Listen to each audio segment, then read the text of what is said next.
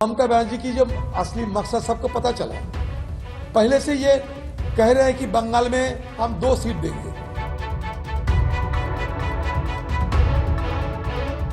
और वो 2 सीटें जहां हमारे जीत पहले भी हो चुके हैं और 2 सीटें जहां कांग्रेस एमपी है, तो हमें क्या नया चीज देते हैं।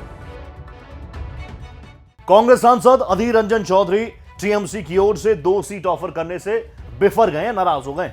उन्होंने नाराजगी जताते हुए ममता बनर्जी की पार्टी पर जमकर निशाना साधा।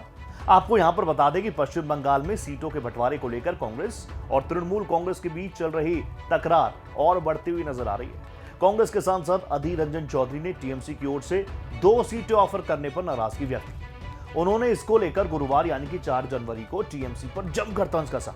अधीर रंजन चौधरी ने कहा, उनसे कौन भीख मांगने गया है, हमें पता नहीं क्या हमारे पास 2 सीटें हैं। ममता जी से कौन सीटें मांग रहा है, हम अपने दम पर चुनाव लड़ सकते हैं। ममता जी नरेंद्र मोदी जी की सेवा में लगी हुई हैं। कांग्रेस को ममता की दया की कोई जरूरत नहीं है, हम अपने दम पर चुनाव लड़ सकते हैं। इससे पहले भी अधीर रंजन चौधरी ममता पर उठा चुके हैं सवाल। आपको बता दें कि पिछले हफ्ते ही कांग्रेस सांसद अधीर रंजन चौधरी ने इंडिया गठबंधन को लेकर बड़ी बात कही।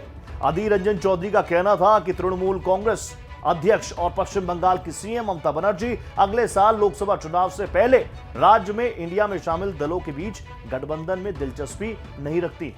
30 दिसंबर 2023 को मुर्शिदाबाद जिले में मीडिया से बात करते हुए चौधरी ने कहा, मुख्यमंत्री खुद पश्चिम बंगाल में गठबंधन नहीं चाहती क्योंकि उन्हें समस्याएं होंगी। उन्होंने ही गठबंधन की संभावना को खत्म कर दिया। अगर आप उनके भाषण सुनेंगे तो पाएंगे कि वो यहां गठबंधन चाहती ही नहीं।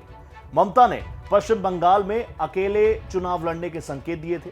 कांग्रेस नेता की यह टिप्पणी ममता बनर्जी की ओर से ये संकेत दिए जाने के कुछ दिनों बाद ही आई, जिसमें उन्होंने कहा था कि इंडिया ब्लॉक का गठन केवल राष्ट्रीय स्तर पर भारतीय जनता पार्टी से मुकाबला करने के लिए किया गया है। पश्चिम बंगाल में टीएमसी ही बीजेपी से लड़ेगी, जबकि इंडिया ब्लॉक देश के बाकी हिस्सों में होगा। केवल टीएमसी ही पश्चिम बंगाल में भारतीय जनता पार्टी को मात दे सकती है और पूरे देश में दूसरों के लिए एक मॉडल स्थापित कर सकती है।